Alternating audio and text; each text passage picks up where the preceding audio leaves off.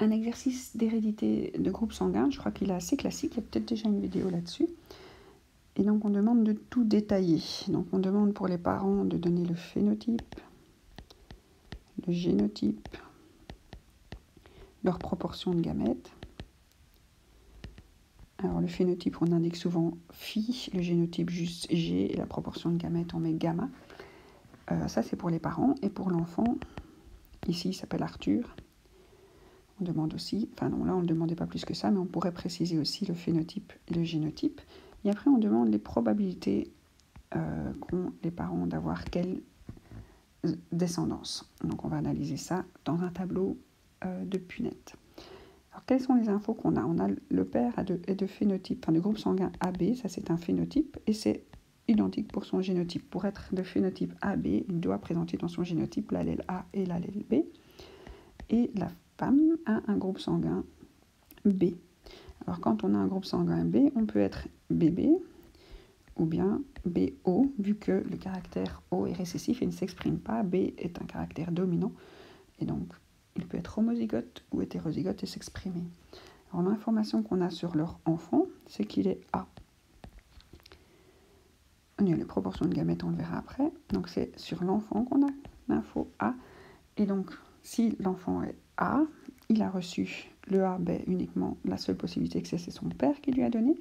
Et sa mère, elle a dû lui donner quelque chose qui ne s'exprime pas pour que ce A puisse s'exprimer seul. Et donc ça permet d'éliminer la possibilité d'être homozygote B pour sa mère, vu qu'elle a un enfant. Donc car enfant n'exprime pas B. Donc elle ne peut pas être bébé, sinon elle aurait été obligée de lui donner B et il l'aurait exprimé. Alors une fois qu'on a les génotypes des parents, on peut voir la proportion de leurs gamètes. Donc le père qui est AB, il va donner à 50% de ses spermatozoïdes le A et à 50% de ses autres spermatozoïdes le B. Donc dans les gamètes, on donne un allèle par caractère. Donc ici, comme on étudie un seul caractère, celui des groupes sanguins, on a une seule lettre. Et la maman, qui est BO, elle va donner B à 50% de ses ovules et O à 50% des autres ovules. Et donc si on essaye d'analyser tous les enfants qu'il pourrait avoir, si on regarde dans un tableau les différents spermatozoïdes qui peuvent rencontrer les différents ovules, donc ici c'est les gamètes, les gamètes de monsieur et les gamètes de madame, et on reforme les enfants. Alors ils peuvent avoir un enfant AB, ils peuvent avoir un enfant bébé, un bébé, un enfant AO ou un enfant BO. Donc ça c'est reconstituer les génotypes possibles des enfants. Et ils sont tous à 25%, puisqu'ils ont chaque case à la même probabilité. Donc la proportion des phénotypes qui était demandée, c'est celle-là. Alors avec des génotypes comme ça, quelles sont les proportions des génotypes je vais y arriver, les phénotypes.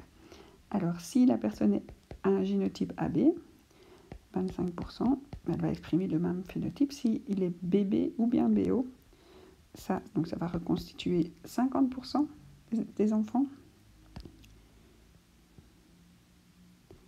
puisque c'est 25 et 25 des génotypes. On se retrouve avec 50%. Et le dernier, c'est ceux qui sont AO, ils auront un phénotype A. Quand on présente un génotype AO, ce qui s'exprime, c'est le A et le O est récessif. Donc on est entouré. Voilà. Et donc on a répondu, on a donné la probabilité de chacun. Alors après, il y a une petite question de théorie. Donc lors d'une codominance, qu'observe-t-on en F1 lorsqu'on croise deux lignées pures ? En F1, quand on croise deux lignées pures, on observe 100% d'hybrides identiques qui expriment le caractère dominant.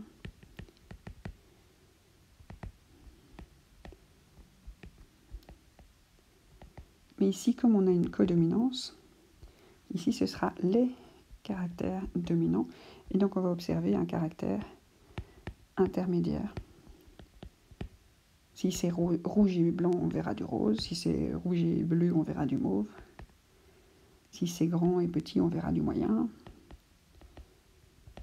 deux vont pouvoir s'exprimer, donc on aura un mélange au niveau de la F1.